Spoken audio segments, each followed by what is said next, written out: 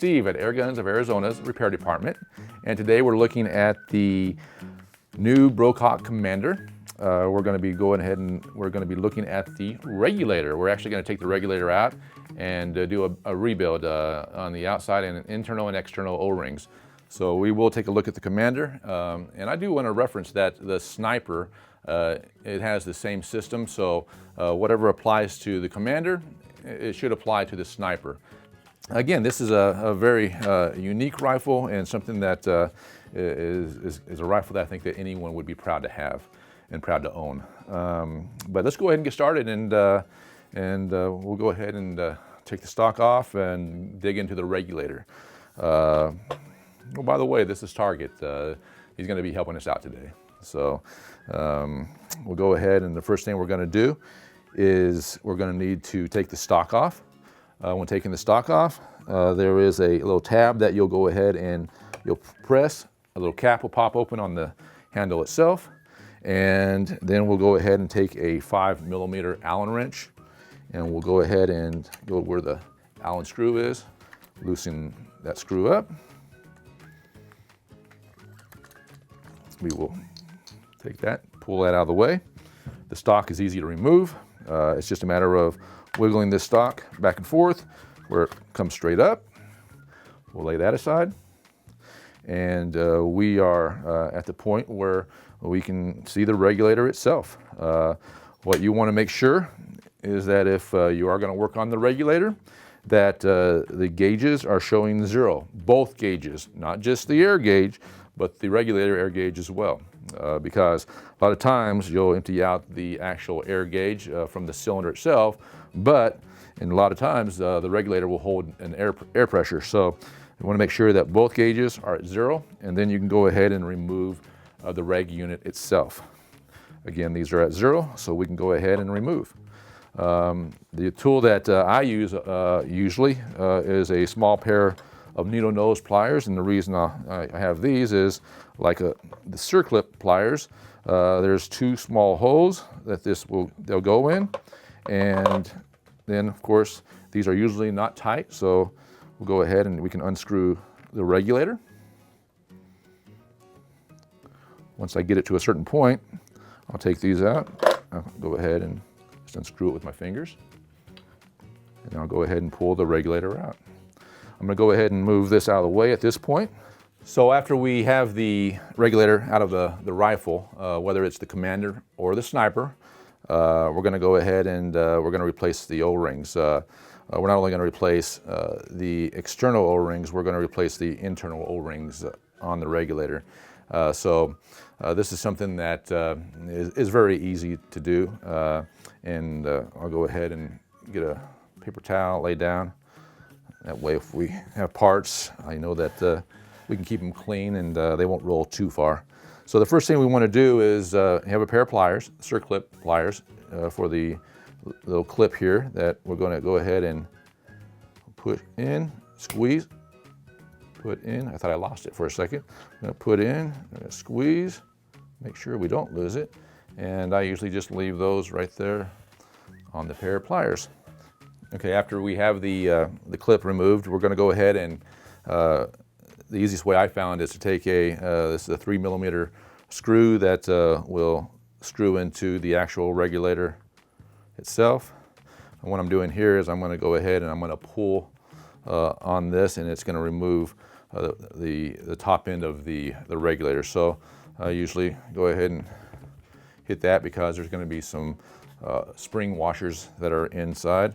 We'll go ahead and pull, and you'll see that there's the spring washers. There's actually a white Delron seal, which don't lose that because you'll need to install that back into the regulator itself after we replace the O-rings.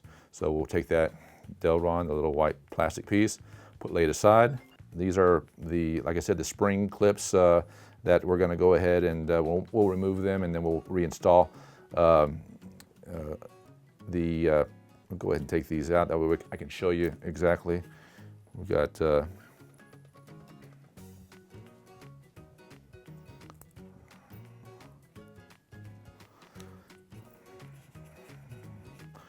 So I took the springs out, and we'll go ahead and inspect the springs just to make sure that every one of them there's no damage. And usually you don't have to worry about these. Over time you might have to replace them, but right now it's new. You don't have to worry about these springs. If so, we do carry the springs if you need to place an order for some of the pieces and parts of the regulator.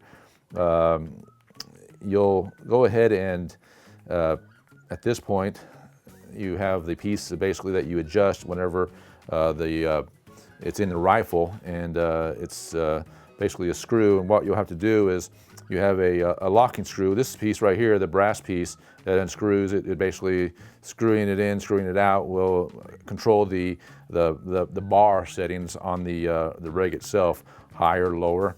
But this screw here, if you're trying to take this completely out, you'll need to remove that. Some of them have them, some of them don't. But you're looking at a 2.0 millimeter Allen wrench. Just go ahead and take that, and usually they pop pretty easy.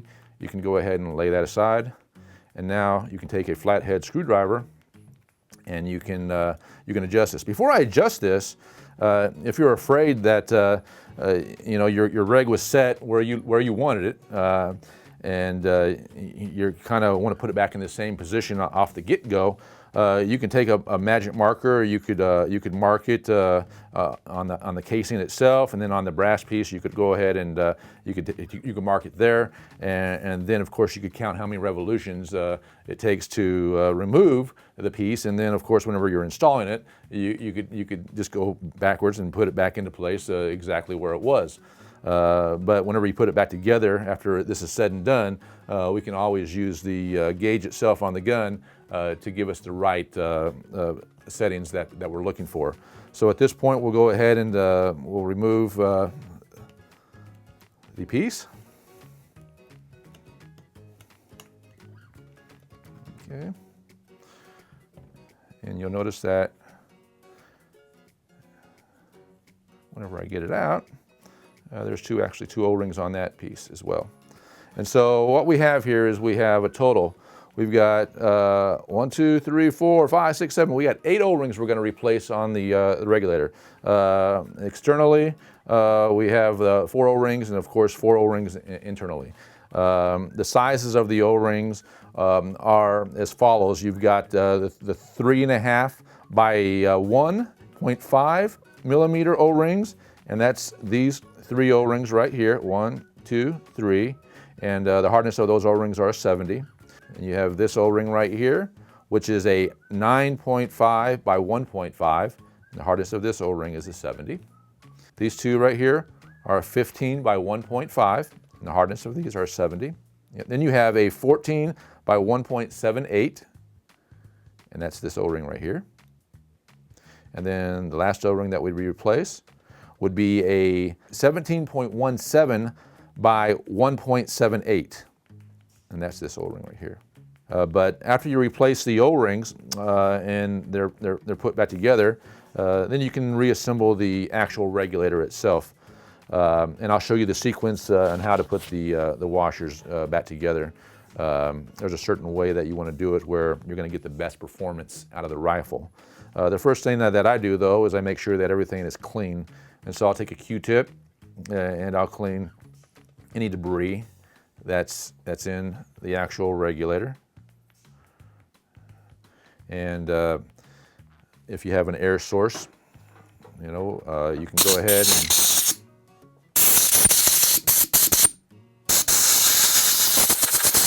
just make sure that you have all the particles out of the. That's very important that nothing is inside that regulator. Once, of course, you have the O-rings in place and they're fresh, you might want to go ahead and just a little bit of silicone grease.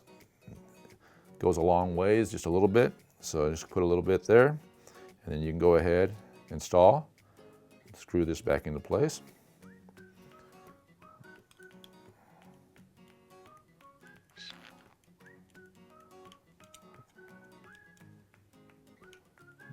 Okay.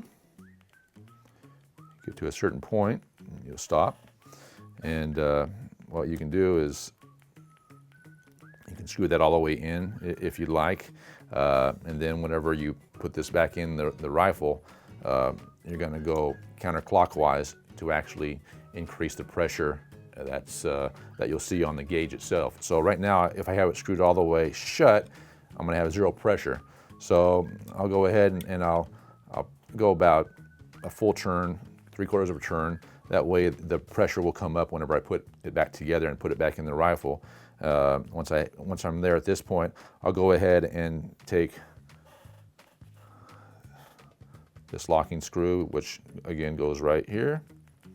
And all this does is just make sure that this piece here, whenever you're unscrewing it, it can't come completely out of the reg itself. So that portion, we're in good shape. Of course, all these O-rings, if we replace them, they're brand new. You'll have everything like what I have here. These, of course, brand new. Whenever you replace them, I make sure that I will blow everything. Make sure I get all the particles. One of the things that you don't want to forget is this plastic Delron. It's got a little cutout in it. It really doesn't matter how it's positioned. You can look at that, and if you notice that there's a big indention in one side, a mark, then you might want to turn it over to where it lays flat, because that's how it seals. If it's bad, then you'll have regulator creep, and so we'll go ahead and we'll put that in, and we'll go ahead, and at this point we'll put the little spring washers back together. This is a sequence we're going to do. Okay, as a spring wash, you know that they're cupped. Okay, so we're going to go the first two. We're going to go cup. This would be the cup down. Okay, so we're cupped down on this the piece itself, and then the next two are going to go up. The cup's going to be up, and if you do it right, you'll notice that there's a little space, a little gap right here. Okay, and then the next two we're going to go down again, and so it's going to basically it's adding a little bit of tension as far as the spring. Whenever you set this up correctly, this is going to act like a solid spring whenever you're adjusting, and that way you have the performance that you're looking for after it's installed. And then of course the last two that we're going to put on, the cups are going to go up, and there'll be another gap that you'll see. And so if you look close, you'll have the first two, and then of course you have a gap, then you have the next two, and then you have the next two, and then you got a gap, and then you got the next two. And so they all work together as a spring. And once you have that put together, you can go ahead and again, I use a little bit of silicone grease on the two O-rings, just a little bit, and to make sure that the plastic Delron is in place. And whenever I put it together, just go ahead and slide that, push that, it locks into place, and we're ready to put the clip back on, which is very easy to do. It's just a matter of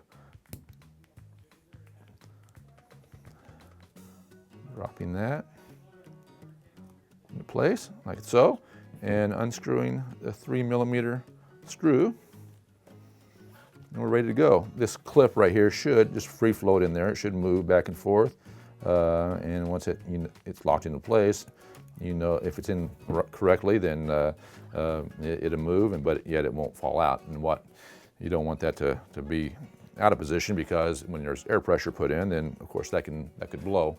So once that's into place, we'll go ahead and we'll take our rifle. A lot of times I'll go ahead and take air pressure, blow a little bit, just making sure that I get all the particles. If you have a Q-tip, go ahead and you can take that and just make sure that you clean. And then a little bit of silicone grease on the O-rings. Once you get the silicone grease on, you can go ahead and drop it back into place. And it should just screw on very easily. And so what you'll do is you'll just go ahead and screw that on with your fingers until you get to a certain point, and then take the needle nose and just go ahead and finish screwing that into place.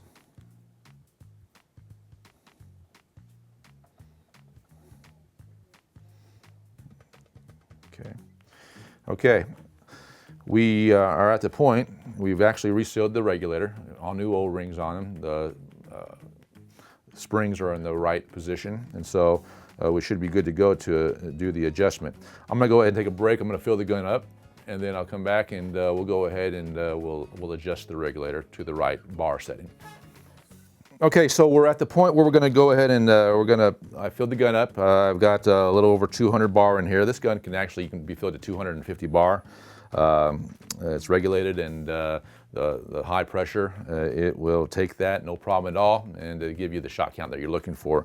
But right now, you can see that the reg pressure, it's pretty much at zero. The pressure on the bottle, of course, or like I said, we're at 220, 230 bar. So what we want to do is on this gun right here, at 145 is where I find that if everything's set up correctly, that's a fantastic pressure. So whenever you're adjusting the reg pressure, you can only go up in pressure. Let me repeat that. Whenever you are adjusting this rifle, you can only go up in pressure if there's air in the system. Meaning that if there's air in the bottle, air in the regulator itself, you can only go up. You can adjust up. If by chance you adjusted too much and you got this to be 150 bar, 160, then what you would have to do is you'd have to empty the reservoir, the tank itself, and you'd have to make sure that the regulator itself did not carry any extra pressure. And at that point, you could screw and you could decrease the pressure, and then you could start over again and bring the pressure back up to your desired amount. We're going to go to 145 to 150, and then we're going to stop there. That's where this rifle needs to be filled. So you could put the stock back on if you want, but we're going to do it with the stock off. There is a hole in the stock that you can have a flathead screwdriver and you can adjust. So we're going to go counterclockwise to bring the pressure up. And if you watch this dial right here, you'll see that whenever I go counterclockwise, it will start creeping up.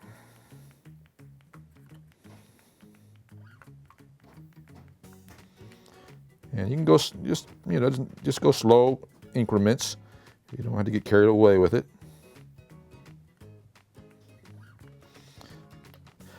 You know, for those of you who think, well, I'm going to go ahead and I'm going to go to 125 bar and then I'm going to play with the spring adjustment. You can do all that. I mean, on this gun, you can play with it and you can find out what the gun really, what it can do.